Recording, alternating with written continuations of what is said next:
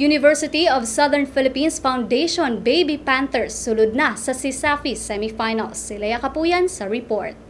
Naangkon sa University of Southern Philippines Foundation Baby Panthers ang katapusang luna sa semifinals, human nila na kumpleto ang malisod nga tahas sa pagpalagpot sa twice to beat nga University of San Carlos Baby Warriors kagahapon sa CSAFI High School Division quarterfinals.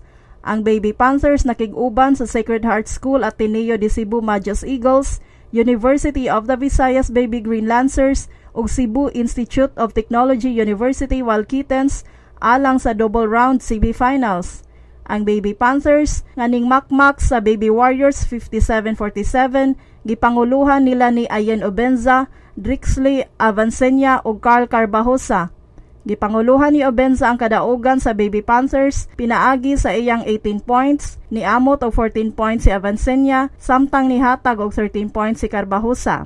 Ang Baby Warriors gipanguluhan ni Jack Antigua pinaagi sa iyang 15 points, ni tampo og 11 points si Kent Malazarte samtang nidugang og 9 ka puntos si Jolo Pacana.